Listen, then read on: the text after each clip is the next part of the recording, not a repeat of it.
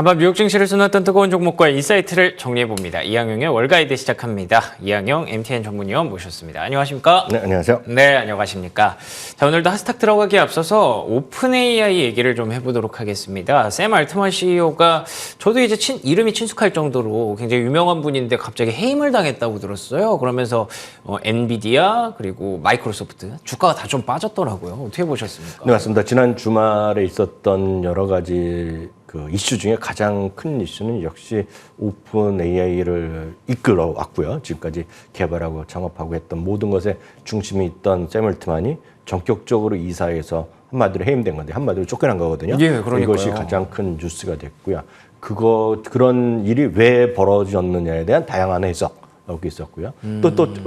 일요일 날 지나면서 미국 시간 이제 일요일 지나면서 다시 또 반격을 준비하고 있다는. 아, 그래요? 사실은 소위 기업 미드라든가요. 기업에 관련된 흥망성쇠다는 미드라든가 영화를 보셨던 분들은 많이 이런 것들이 나오거든요. 처음 창업해서 돈을 또 파이낸스 하면서 펀딩을 하면서 이렇게 하고 나서 그다음에 또 그 안에서의 어떤 암투 이런 하면서 결국 표 대결에서 지고 다시 복귀 이런 것들이 많이 나옵니다. 이런 것들 알게 모르고요. 대표적인 것이 최근에 결국은 사라지게 된 소위 아시다시피 수많은 새로운 어떤 회사도 있었지 않습니까? 그런 것들이 수많은 것들, 위워크 같은 것도 대표적인 그런 사례인데 그런 것들이 있었던 것이 현실화되니까 한편으로 보면 신기하면서도 야 정말 미국이란 나라가 진짜 이상한 일이 많이 벌어지나라는 거죠. 아시다시피 우리나라에서는 이런 일이 거의 벌어지지가 않습니다. 왜냐하면 우리나라 대주주가 경영자가 확고한 지분을 갖고 있는 건데 그렇죠. 제가 예전에 알기에는 샘 알트만이 직접적인 지분을 갖고 있는 건 아닌 걸로 알고 있고 여기에 보면 처음에는 소위 돈을 벌기 위한 회사가 아니라 재단을 출발했고 그 이후에 이제 돈이 들어오면서 이제 기업화되면서 상당히 복잡한 구조를 갖고 있는데 여하튼 미국에서는 주주도 있고 다 중요하지만 역시 이사회에서 결의를 통해서 바로 CEO건 뭐건가를 바로 앉은 자리 쫓겨나고 영어 많이 보셨잖아요. 이런 게 보면 15분 만에 가드들이 되면서 15분 만에 물건만 박스 하나 갖고 쫓겨나가고 가드들이 경비원이 들어가고 그러니까 다양한 나머지 짐들은 알아서 집에서 보내주겠다. 이런 것들이 나오는 것들이 아마 이것이 그랬는지 모르지만 일단 이사에서 쫓겨난 걸로 알려지고 있습니다. 거기에 따른 여러 가지 이유는 별로 많은 분들이 이미 뉴스에 관심 있는 들어보셨을 것 같습니다.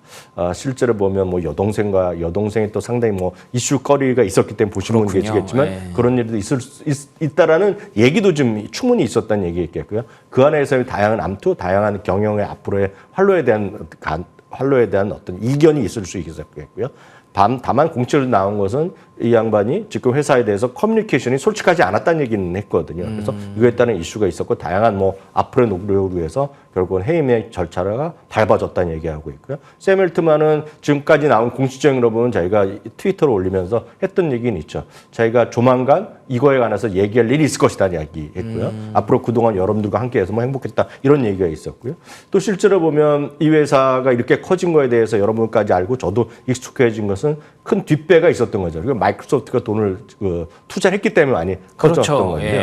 지금까지 알려진 바로 보면 마이크로소프트도 이번 일을 전혀 몰랐다라는 얘기를 하고 있고 다만 그런 발표가 난 이후에는 마이크로소프트는 지금까지도 투자를 해왔고 지원해왔고 앞으로도 여기 가서 같이 콜라보레이션을 통해서 해야죠. 앞으로 잘해나가겠다는 얘기를 했는데 지금 또 주말에 나온 뉴스 이렇게 추가적인 나오는 거 보면 마이크로소프트나 몇몇 투자자들 황당할 거 아닙니까? 그렇죠. 그리고 이들의 그 수많은 샘 알트만과의 또 관련 관계도 있고 샘 알트만이 앞으로 어떤 일을 할지 모르겠지만 하게 된다 그러면 이것과 AI에 관련된 일도 할 가능성이 있지 않습니까? 그러다 보니 마이크로소프트의 일부 그런 주주들 입장에서 투자자들 입장에서 보면 샘 알트만의 복귀를 위한 또 소위 엎어치기 한 판을 또 기대하고 있다. 되게 그런 얘기까지 나오고 있는데 이건 전부 다 실제로 보면 팩트는 지금 이사회에서 해임된 게 팩트고요. 그렇죠. 그다음에 그 수많은 것들은 아직 공식 발표문 없고 수많은 얘기가 나오고 있을 뿐이라고 보셔야 되겠습니다. 한마디로 중요한 것은 샘 알트만이 지금 오픈 AI에서 지금 쫓겨났고요. 지금까지 쫓겨났고 이번 주에 어떤 일이 벌어질지 모르겠지만 지금 그 상태 그대로라고 보셔야 되겠습니다. 더 흥미로운 것은 이게 챗 GPT라는 걸 통해서 수많은 일을 벌여왔고 앞으로도 이런 거 갖고 거기에 엔비디아는 수많은 것들이 커져왔을 때 기폭제가 되건 분명하지 않습니까? 여러분 그런 거 좀 관심 있으신 분은 여러분 검색해 보시면 금방 나올 텐데 챗GPT한테 누가 또 물어봤습니다. 네. 이 샘 알트만이 왜 쫓겨났냐고. 예. 이게 또 장문을 쓴 게 있습니다. 아주 기가 막히게 쓴 거 있는데 이게 사실관계에 떠나서 뭐 몇십 % 확률로는 그 발표문이 맞지만 그동안 사례를 보면 알려진 거 외에도 또 다른 이유가 있을지도 모른다. 뭐 하면서도 이게 확실치 않다는 얘기도 장문을 쓴 거 있는데요. 예. 제가 봤을 때 그게 다가 아닌가 싶습니다. 그래서 지금까지 알려진 거는 그거 현실은 잘린 거. 쉽게 해서 해임된 게 그게 전부 다겠고요. 그에 따라 왜 그만뒀느냐는 것을 발표문에 나온 게 전부 다겠고요. 여러분들이 이미 많이 들었고 주말에도 보면 수많은 유튜버나 이런 분들 많이 들으셨을 겁니다. 마치 그들이 아는 것 같이 얘기하는데 그건 다 하는 얘기들이 되겠고요. 수많은 얘기 중에 하나가 되겠고요. 아마 조만간 엘트만이 자기가 조만간 자기 입장을 발표할 시기가 올 거라고 자기가 얘기한 게 이것까지는 확인됐기 때문에 그럴 때까지 뭔가 좀 진중하게 기다리는 게 나을 것 같다. 이렇게 말씀드리고 싶네요. 알겠습니다. 샘 얼트먼의 능력을 믿고 투자한 마이크로소프트 입장에서는 황당하겠죠. 근데 또 오버워치 개판을 기대하고 있다고 하니까 이것도 한번 챗GPT한테 물어보고 싶네요. 어떻게 될지도. 자, 그러면 이어서 오늘 핫스탁으로 넘어가 보도록 하겠습니다.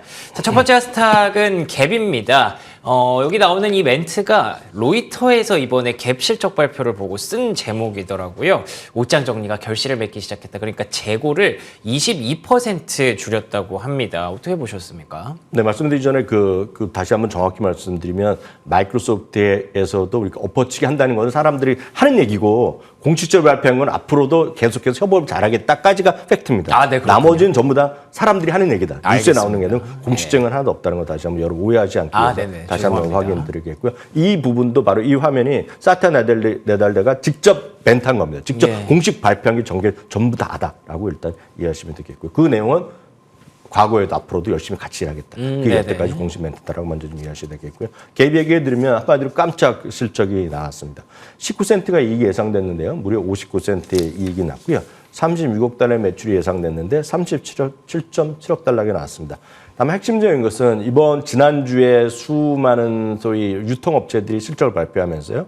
오히려 실적이 아주 좋게 발표한 월마트는 주가 재미없었고요. 실적 자체는 매출은 감소됐고 동일 점포 매출이 감소됐지만 생각보다 좋았던 회사가 주가가 올라갔거든요. 그 대표적인 것 중에 하나가 또 갭이었다라고 보셔야 되겠습니다. 왜냐하면 이익 자체는 많이 좋아진 건 분명한데요. 전년 대비로는 매출 7% 감소했고요. 동일 점포 매출도 마이너스 2%였습니다. 마이너스 2%인데 그나마 기대되는 전망치는 마이너스 8.7%까지 떨어질 줄 알았는데 마이너스 2% 선방했거든요. 바로 이 부분에 주가가 좀 반응했다라고 보셔야 되겠고요. 총 마진율은 이제 상승했습니다. 총 마진율이 상승한 것은 가장 큰 거는 회사 측에서도 인적 조정이 컸다라고 얘기하거든요. 올해 들어서 인적 조정이 2,000명이나 감소했기 때문에 바로 이 부분이 미국식의 자본주의를 한번 보여줬다라고 보셔야 되겠고요. 실제로 마진율이 앞으로 더 개선될 거라는 얘기하고 있습니다. 총 마진율이 41.3%가 나왔습니다. 전망이 38.9%였는데 앞으로도 더 개선될 여지가 있다는 얘기하고 있고요. 거기는 역시 재고 관리 이런 것들이 분명히 포함됐다라고 보셔야 되겠습니다. 수많은 브랜드 중에서 약간 상대적으로 보면 약간 그 디스카운트 쪽에 성격이 있는 올드 네이비가 21.3억 달러로 상당히 좋게 나왔고요. 전체 매출의 절반인데요. 이것도 역시 매출 감소는 마이너스 1%. 그렇지만 다른 거의 매출 감소에 비해서는 상당히 적었다라고 보셔야 되겠고요. 바로 이런 것들이 주가의 호재 인식했다라고 보셔야 되겠고요. 대표적인 브랜드인 갭은 8.8억 달러가 나와서 역시 전년 대비 15%나 감소한 상태다. 역시 이것들은 전부 다 앞으로 개선될 기대감 이런 것들로 주가가 좀 반등하는 요인이라고 보셔야 되겠고요. 실적 발표 후 최소 5군데나 목표 주가 상회한 것은 분명히 특이한 점이다라고 이해하시면 되겠습니다. 알겠습니다. 5곳이나 목표 주가를 상향한 갭 확실히 다음 분기에 대한 기대감이 좀 보이네요. 자, 그러면 이어서 두 번째 핫스탁 열어보겠습니다. 두 번째 핫스탁은 익스피디아입니다. 펀더멘털의 변곡점. 이게 에버코어라는 월가 투자자문사에서 익스피디아에 대해서 서술한 그런 내용인데요. 내년부터 매출 성장이 가속화될 것이다. 그리고 에비타 마진이 확대될 것이다. 펀더멘털의 변곡점에 지금 서 있다라는 평가가 나왔습니다. 요즘 주가 굉장히 강하더라고요. 네, 맞습니다. 익스피디아는 그 전 세계에서의 여행 관련 그 예약 관련된 것을 양분하고 있는 대표적인 회사라고 보셔야 되겠습니다. 네. 하나의 이제 부킹 홀딩스, 부킹닷컴이 있다 그러면 다른 편에 익스피디아가 있습니다. 부킹 홀딩스는 사이트 자체는 많지 않지만 익스피디아는 전 세계 사이트를 뭐 수십 개, 수백 개를 갖고 있는 것이 바로 이겁니다. 그래서 실제로 우리나라 여러분들 사이트에서 한국말로 써 있건 어떻게 써 있건 간에 상당 부분의 대부분은 익스피디아에서 직접 하는 거다라고 일단 이해하시면 좋을 정도로 수많은 브랜드를 갖고 있는 게 바로 익스피디아라고 보셔야 되겠는데요. 에버코어 ISI에서 투자 의견을 중립에서 아예 매수로 올려놨고요. 목표 주가를 135달러에서 200달러로 올려놨는데요. 매출 성장이 이제 지금부터 시작해서 내년 이후에 가속화될 수 있다는 얘기하고 있는데 결국 수많은 브랜드에 관련된 수많은 뭐 마일리지 이런 걸 같이 하는 의미 같은데요. 제가 직접 해보지는 않았지만 원키 로열티 프로그램이라는 게 시행되고 있는데 이게 이번에 상당히 기대감을 갖는다 얘기를 하고 있겠고요.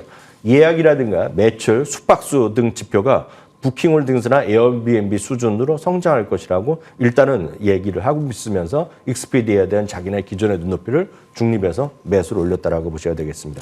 다만 이제 주가 자체로만 보면 익스피디아 주가가 최근에 상당히 급등한 건 사실이기 때문에 한국 주식 투자에 익숙하시면 이렇게 올라간 거 못 산다는 생각 바로 하실 수 있을 있죠. 것 같은데요. 네. 지금 이번 주에 이슈가 있다 그러면 이번 주 우리나라도 이제 많이 익숙해져서 블랙 프라이데이, 뭐 세일 이런 거 준비하실 텐데 결국 추수감사절이면 미국은 가장 비행기 이동이 많은 주말 중에 하나거든요. 근데 지금 비행기 예약이 지금 사상 최대 수준을 이번 추수감사절의 예약에 대한 몰리고 있다는 얘기가 이제 하고 있는데요. 실제로 그런 상태에서 주가 많이 올라갔지만 지금 12기 예상 실적 기준 PER은 11배밖에 안 나옵니다.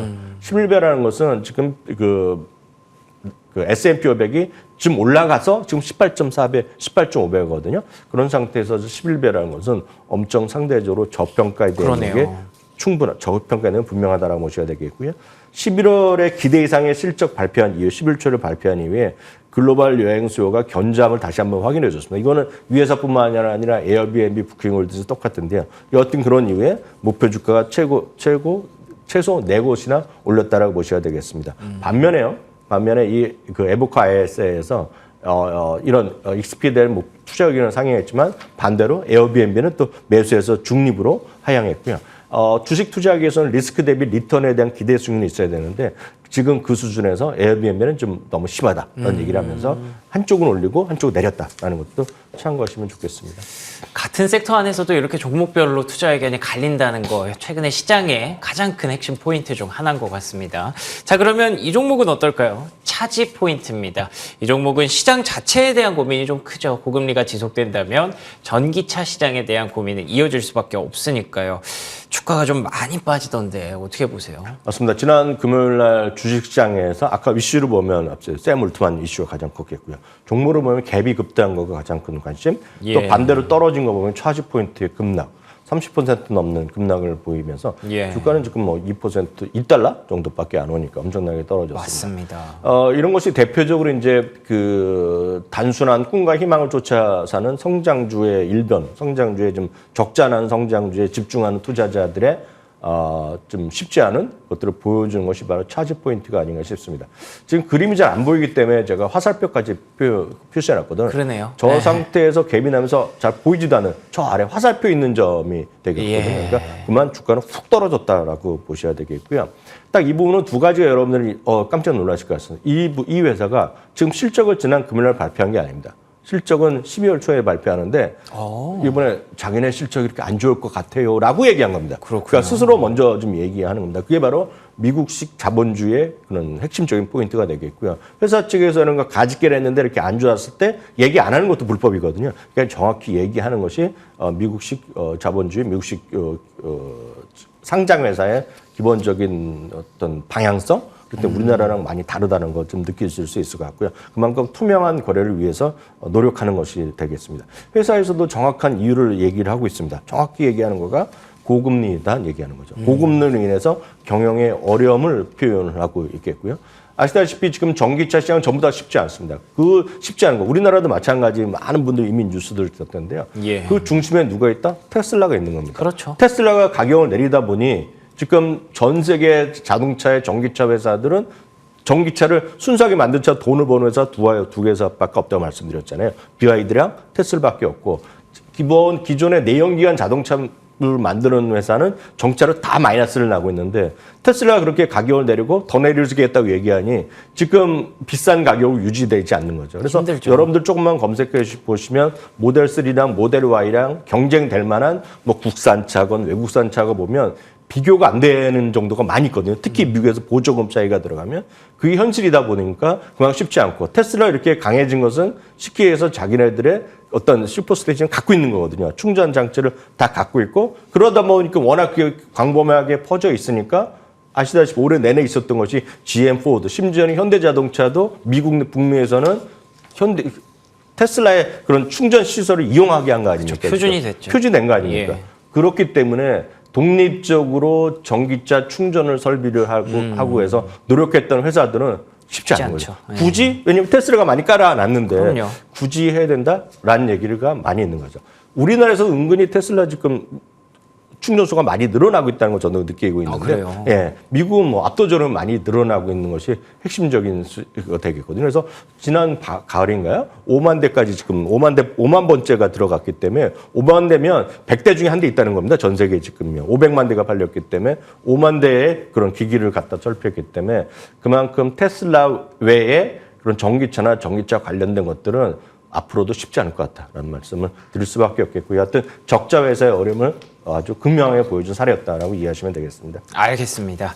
차지 포인트뿐만 아니라 테슬라 그리고 전기차 밸류 체인에 대해서 고금리 시대에 어떤 대응 전략이 필요할지 계속해서 좀 고민이 필요해 보입니다. 지금까지 이항영 MTN 전문위원과 함께했습니다. 오늘도 좋은 말씀 고맙습니다. 네, 월요일 굿모닝 글로벌 순서 여기서 마무리 짓겠습니다. 저희는 내일 아침 5시 55분에 돌아옵니다. 이어지는 출발 성공 투자 역시 MTN 머니투데이 방송과 계속해서 함께해 주시기 바랍니다. 시청해 주신 여러분 고맙습니다.